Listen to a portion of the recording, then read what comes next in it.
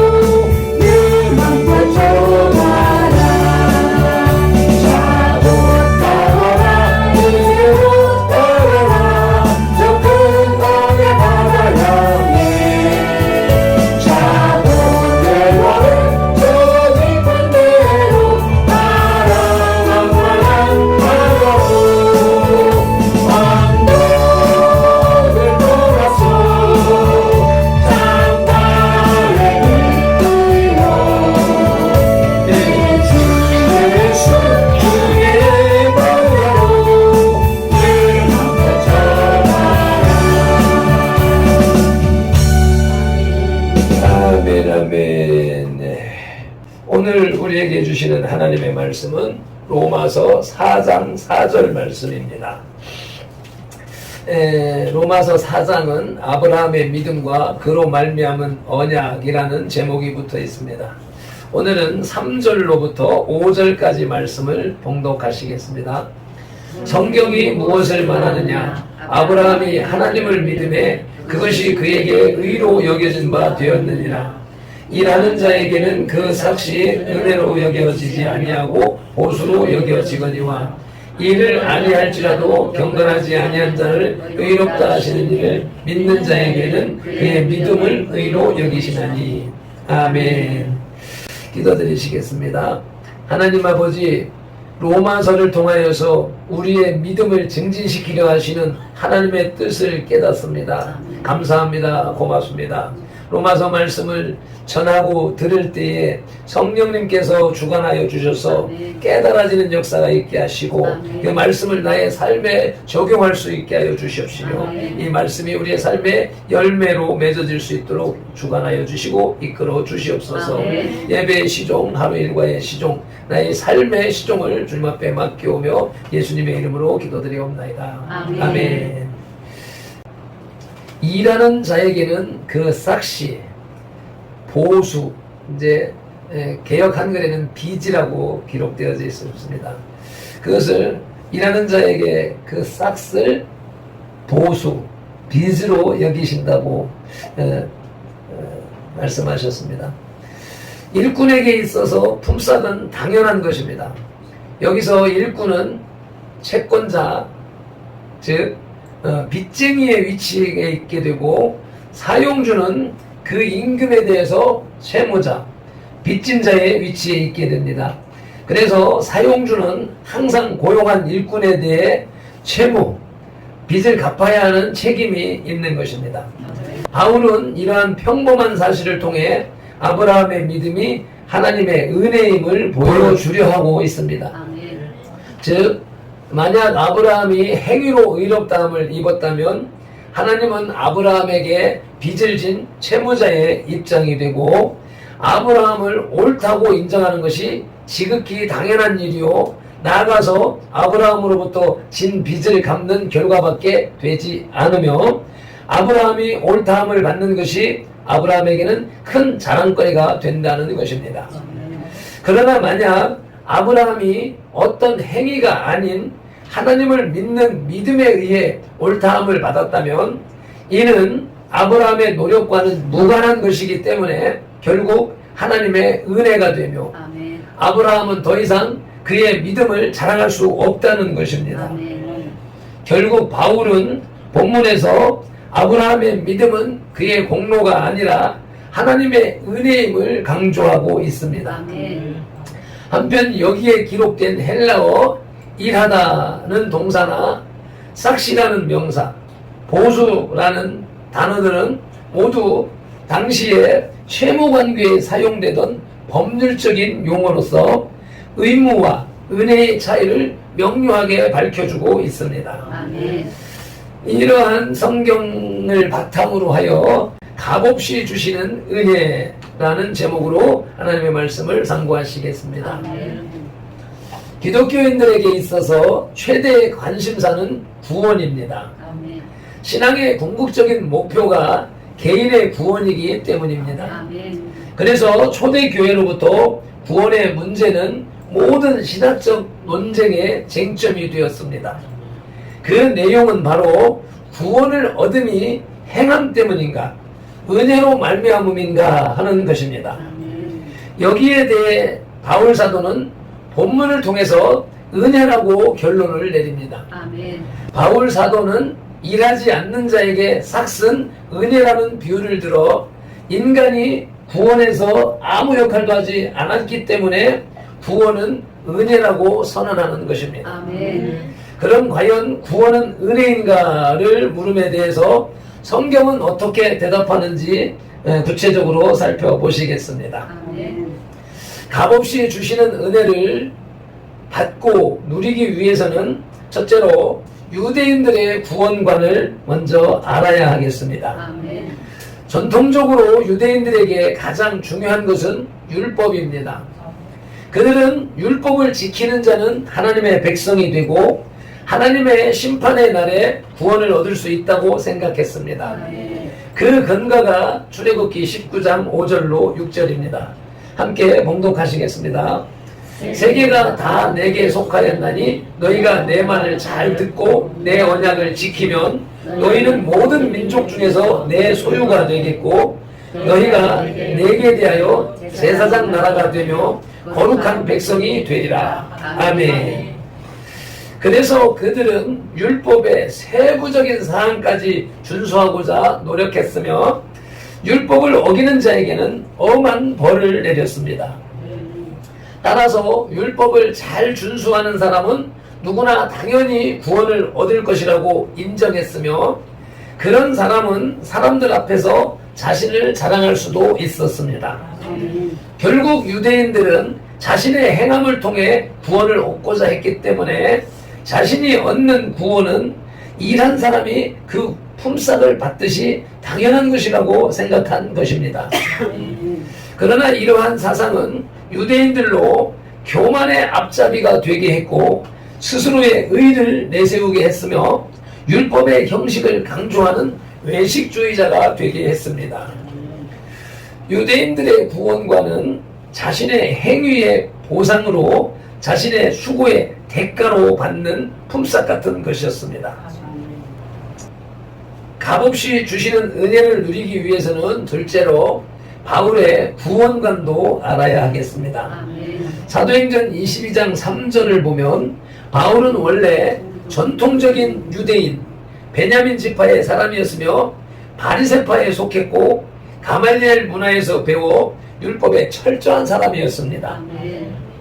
그러나 그는 사도행전 9장 1절로부터 9절에서 기독교인을 박해하러 다메섹으로 가던 도중에 부활하신 그리스도를 만났으며 그 만남을 통해 그가 깨달은 것은 지금까지 율법의 요구를 이루기 위해서 열심히 힘을 쓴 자신이 아직도 여전히 죄인이라는 것입니다. 바울 사도는 자신이 율법을 지킬 때에도 자신은 구원의 밖에 머물렀으며 그리스도를 만난 후에 비로소 구원의 문을 발견했음을 깨달았습니다. 그래서 바울은 이제 행함이 아니라 오직 그리스도의 은혜가 자신을 구원했음을 주장합니다. 본문 5절에서 이를 아니할지라도 경건하지 아니한 자를 의롭다 하시는 이를 믿는 자에게는 그의 믿음을 의로 여기신다는 선언이 바로 그것인 것입니다. 바울은 특히 인간은 무능하여 구원을 위해 아무것도 할 수 없고 오히려 죄만 짓는 존재임을 로마서 7장 15절에서 역설하며 이신칭의의 진리를 본문 5절에서 확고하게 내세우고 있습니다. 값없이 주시는 은혜를 누리기 위해서는 세 번째로 구원의 원리를 더 정확히 알아야 하겠습니다. 구원의 원리 첫째는 죄를 해결하신 그리스도입니다. 인간은 본래 선하게 지어졌으며 선하신 하나님과 교제하도록 창조되었습니다.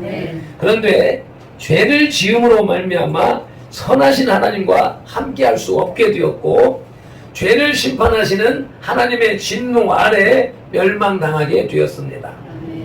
그러므로 구원은 우선 죄의 문제를 해결해야만 가능했습니다.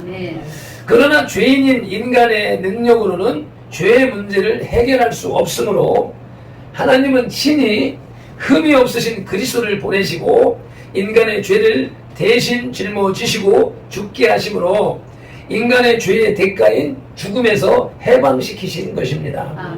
로마서 5장 9절입니다. 그러면 이제 우리가 그의 피로 말미암아 의롭다 하심을 받았으니 더욱 그로 말미암아 진노하심에서 구원을 받을 것이니. 아멘. 그래서 세례 요한은 요한복음 1장 29절에서 그리스도를 향해 세상 죄를 지고 가는 하나님의 어린 양이라고 한 것입니다. 아멘.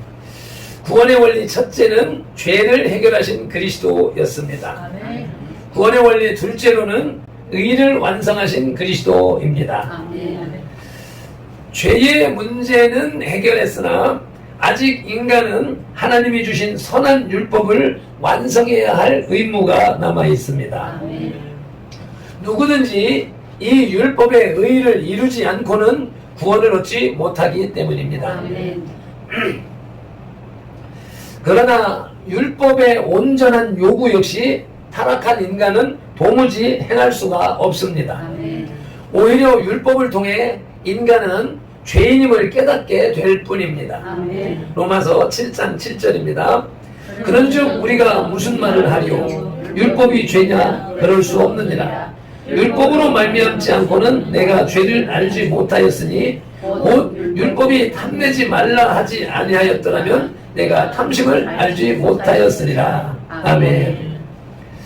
그러나 그리스도께서는 이 땅에서 율법을 완성시키러 오셔서 마음과 몸으로 율법의 모든 요구를 준수하시고 하나님의 사랑과 형제 사랑의 도를 십자가를 통해서 완성하심으로 모든 인간을 대표해서 하나님 앞에 의를 이루셨습니다.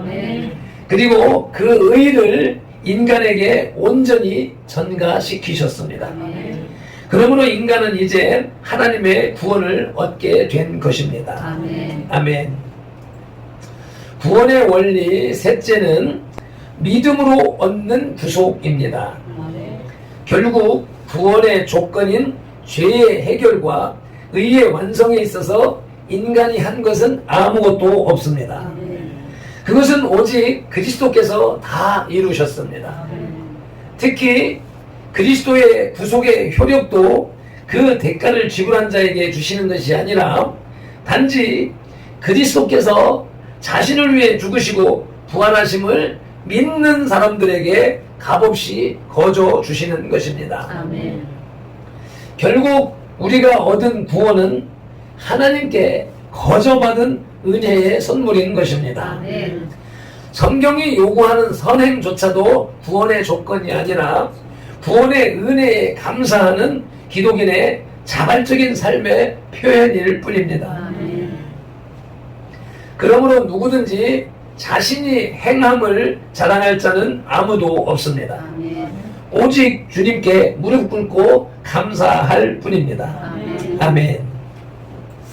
말씀을 맺겠습니다. 값없이 주시는 은혜를 누리기 위해서는 첫째로 유대인들의 구원관을 알아야 했고, 두 번째로는 바울의 구원관을 알아야 했습니다. 특히 값없이 주시는 은혜를 누리기 위해서는 구원의 원리를 알아야 하는데, 구원의 원리는 죄를 해결하신 그리스도, 아멘. 의를 완성하신 그리스도를 믿음으로 구원받는 것입니다. 아멘. 바울은 아브라함이 믿음으로 옳다함을 인정받은 사실을 말한 뒤에 이를 증명하기 위해서 일상생활에서 흔히 접할 수 있는 평범한 진리를 제시하고 있습니다. 아멘. 즉, 일하는 사람에게 있어서 보수, 싹슨 은혜가 아니라 빚이라는 것입니다. 하나님으로부터 은혜를 받은 사람들은 주위에 있는 이웃에게 은혜를 베풀므로써 하나님의 은혜에 감사할 줄 알아야 합니다. 아멘. 그러므로 우리가 복음을 증거하는 것이죠. 아멘. 복음을 전하는 것, 우리가 받은 복을 이웃에게 전하는 것이 전도인 것입니다. 아멘. 이것이 진정으로 은혜 받은 성도의 삶인 것입니다. 아멘. 기도드리시겠습니다. 할렐루야. 오늘도 로마서 4장 4절의 말씀을 통하여서 값없이 주시는 하나님의 은혜를 누릴 수 있게 하시오매 감사합니다. 아멘.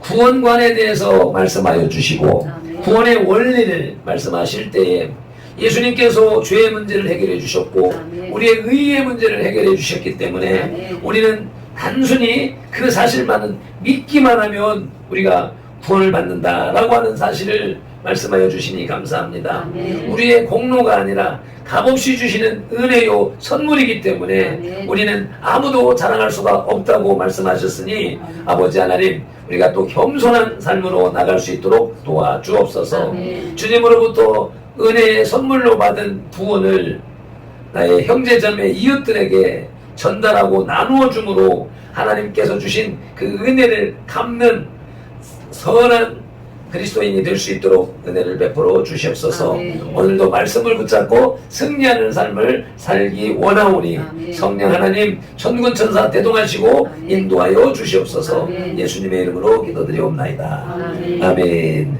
찬송 한 번 더 힘차게 올려드리시고 동성으로 기도하시겠습니다. 내